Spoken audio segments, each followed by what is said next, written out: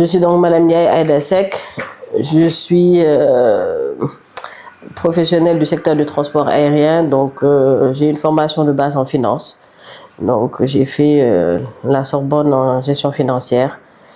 J'ai eu aussi un master en trésorerie et analyse financière.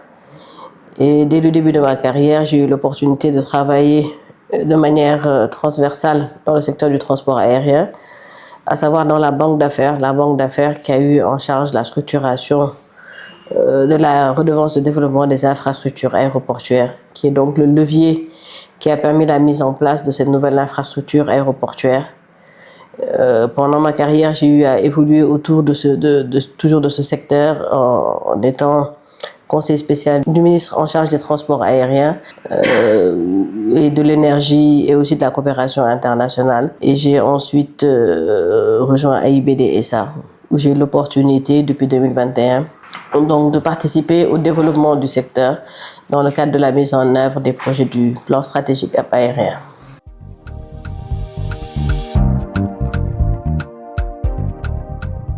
Alors, j'ai parlé tout à l'heure du plan stratégique aérien, qui est vraiment la feuille de route que le Sénégal a définie et a validée pour pouvoir être d'ici 2035 une plateforme de référence, sinon le premier hub aérien de la sous-région. Et dans le cadre de cette ambition, bien évidemment, il est important d'avoir des infrastructures aéroportuaires modernes, diversifiées. Donc, on a aujourd'hui une belle aérogare et on est en train de travailler sur l'extension de cette aérogare pour augmenter sa capacité jusqu'à 5 millions de passagers. On est en train de construire un centre de maintenance aéronautique tout en démocratisant aussi le secteur, si je peux dire ça comme ça, c'est-à-dire en rénovant en tout cas tout le réseau des aéroports nationaux. Nous avons Saint-Louis qui est déjà fonctionnel et nous allons vers l'ouverture prochaine de Ziguinchor. Donc tout ça vraiment pour accompagner la valorisation des pôles économiques à travers tout le Sénégal, les pôles territoriaux. Parallèlement à ça, il a été identifié comme important d'accompagner aussi le capital humain à être formé aux meilleurs standards pour bien pouvoir accompagner cette ambition. Parce que vous le savez, le secteur du transport aérien est un secteur très normé et ces questions de formation sont même des enjeux de sécurité et de sûreté, conformément à la réglementation internationale qui régit ce secteur. Donc c'est dans ce cadre qu'il a été jugé parmi les projets prioritaires de diligenter ce projet de renforcement du capital humain du secteur avec cette filiale de AIBD SA qui est donc dédiée à ce volet-là. Dans un premier temps, accompagner les professionnels à renforcer leurs compétences en continu, parce que là encore une fois c'est une exigence réglementaire que les autorités du secteur international exigent de chacun des acteurs de l'écosystème du transport aérien, mais aussi former la jeunesse sénégalaise à capter les opportunités d'emploi qui doivent découler de la mise en œuvre de ces projets du hub aérien. Et le secteur du transport aérien aussi est très mythique. Nous avons aussi une grande communauté de passionnés qui nous suivent dans nos activités et nous nous donnons aussi une mission de sensibilisation, en tout cas de promotion de ce secteur du transport aérien qui est vraiment un levier économique de premier plan pour notre pays.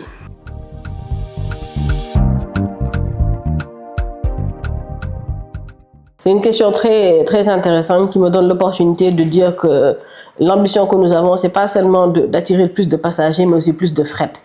Nous avons la chance au Sénégal, grâce à notre position géographique privilégiée, d'être la porte d'entrée d'un très grand marché, national certes, mais aussi communautaire.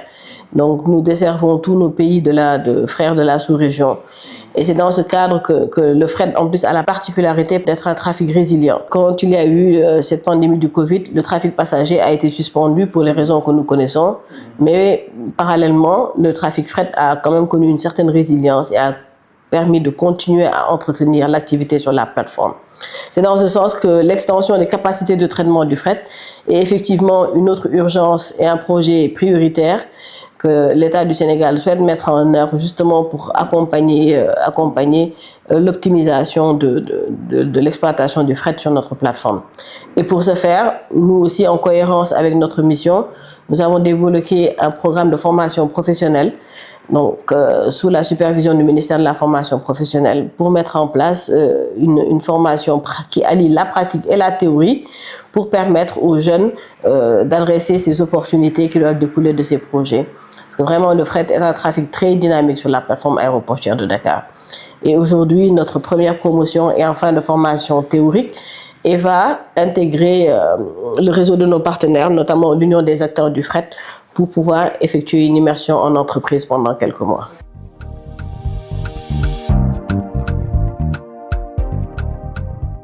Alors, le projet IMAC dans sa globalité est vraiment un bel exemple de coopération civilo-militaire.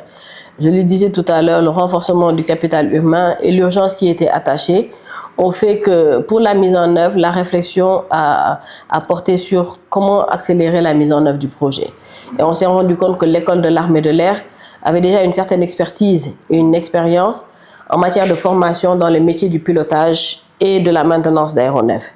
Et c'est dans ce sens, donc, dans le cadre de la mise en œuvre du plan stratégique aérien, il avait été retenu, dans le cadre de la première phase du projet renforcement du capital humain /AEMAC, de renforcer d'abord l'école de l'armée de l'air en équipement et en infrastructure pour lui permettre de répondre aux critères et être en capacité de former aux normes nationales et internationales, donc des pilotes et des techniciens de maintenance d'aéronefs. Parce que ce sont ce qu'on appelle des métiers à licence. Et donc l'activité de formation est assujettie à la supervision des autorités de l'aviation civile nationale. Mais ici aussi, on a rajouté une touche supplémentaire, c'est même une certification européenne. Donc c'est une licence EASA que les élèves qui sortent de cette école vont bénéficier. Donc c'est un exemple de coopération civilo-militaire pour se donner les éléments d'accélération de la mise en œuvre des projets sur la base de l'expertise et du savoir-faire de chacun. AIBD était le levier financier, l'école de l'armée de l'air, sous la supervision de l'état-major de l'air, était le maître d'ouvrage délégué pour pouvoir mettre en place cette première étape vraiment très significative. Et c'est ce qui nous a donné la satisfaction de voir déjà une première promotion d'élèves civils entièrement formés au Sénégal, techniciens de maintenance d'aéronefs qui ont reçu donc leur licence récemment.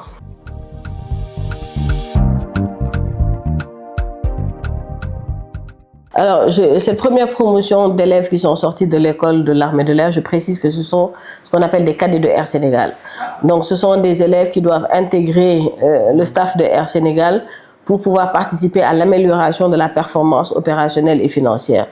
Le capital humain de ce qu'on appelle le personnel navigant technique, en tout cas les pilotes et les techniciens de maintenance et la maintenance d'aéronefs, ce sont vraiment deux postes qui sont particulièrement budgétivores.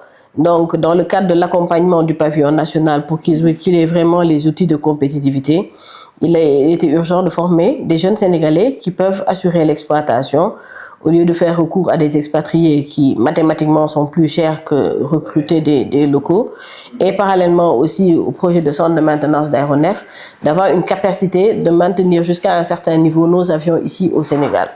Donc ce sont deux éléments qui sont vraiment spécifiquement adressés pour accompagner la relance du pavillon national Air Sénégal, avec qui nous avons une relation très privilégiée. Parce que, je l'ai dit tout à l'heure, notre première mission, c'est d'accompagner les professionnels à entretenir en continu leurs compétences, identifier les gaps dans le secteur pour pouvoir accompagner ces professionnels de Air Sénégal, de AIBD, de l'AS, en tout cas j'en passe, 2AS, tous les autres acteurs de l'écosystème, à vraiment mettre à jour leurs compétences de manière régulière. Parce que ce sont des éléments d'appréciation que toutes les inspections internationales, en tout cas que toute personne qui veut apprécier la qualité du secteur du transport aérien au Sénégal évaluera de manière très, très approfondie.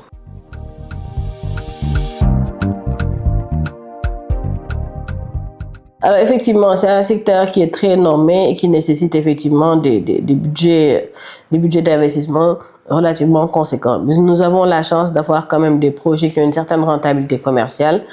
Nous avons l'accompagnement de l'État qui vraiment a confirmé l'importance de la formation dans ce secteur. Nous avons eu l'honneur d'avoir eu l'actuel président de l'Assemblée nationale, en son temps ministre en charge des transports aériens, M. El Malick Ndiaye, qui avait procédé à l'inauguration du campus de Dakar. Et à cette occasion, il n'avait pas manqué de préciser qu'il ne fallait pas être regardant sur les besoins en investissement dans le secteur, parce que c'est vraiment des éléments à fort impact et structurants pour le secteur en lui-même, mais pour toute l'économie nationale, parce que l'aéroport reste quand même la porte d'entrée du Sénégal. Donc aujourd'hui, pour dire que nous avons l'accompagnement des États, la validation de cette urgence, avec les réorientations qui ont été données, Et il nous appartient, nous aussi, parce que les urgences sont partout dans le Sénégal, de mettre en place des initiatives pour mettre en place des solutions de financement cohérentes par rapport au profil commercial de ces projets. J'ai parlé du centre de maintenance, j'ai parlé de la formation. C'est pas seulement le marché national que nous devons capter, mais vraiment le marché sous-régional, parce que ce sont des projets qui aujourd'hui n'existent pas dans la sous-région.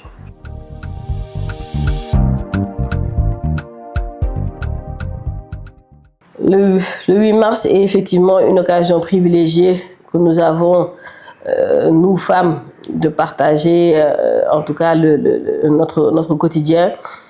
Être femme est une mission noble qui nous a été consacrée, même dans le cadre de la religion, c'est ce que je dis, nous sommes choyés. Mais le maître mot, en tout cas, que je donnerai à nos petites sœurs dans le cadre de leurs activités professionnelles, c'est la résilience. La résilience parce que les défis sont nombreux, les responsabilités sont diverses. Nous avons des responsabilités familiales, conjugales et aussi professionnelles. Donc c'est vraiment un ensemble qui n'est pas toujours facile à équilibrer au quotidien. Mais seule la résilience, en tout cas, et cette force que nous pouvons avoir peut nous permettre d'être à même d'adresser ces défis. Et je reste convaincue qu'être femme manager est une responsabilité encore plus grande parce qu'il y a toujours cette notion de famille, j'ai envie de dire, qui naturellement s'immisce dans nos relations avec nos collaborateurs. En tout cas, moi, en tant que manager, c'est cet esprit de famille, cet esprit d'équipe que j'essaie toujours d'insuffler avec mes collaborateurs pour pouvoir mettre en place un cadre de travail qui vraiment nous permet de répondre de manière optimale à nos missions. Donc la résilience, c'est vraiment le maître mot parce que les défis sont nombreux, les sujets sont hétéroclites. J'ai un collègue qui souvent me taquine en me disant comment je te vois passer de la coordination du repas à la maison à des projets à des milliards, comment tu fais? Et je pense que ça, c'est une grâce que le bon Dieu nous a fait, cette capacité que nous avons à gérer plusieurs urgences. Nous devons en tirer profit de manière sereine. Et puis l'autre mot que j'ajouterais aussi, c'est la solidarité, cette solidarité entre femmes qui vraiment nous permettra de construire quand même une certaine résilience tout ensemble.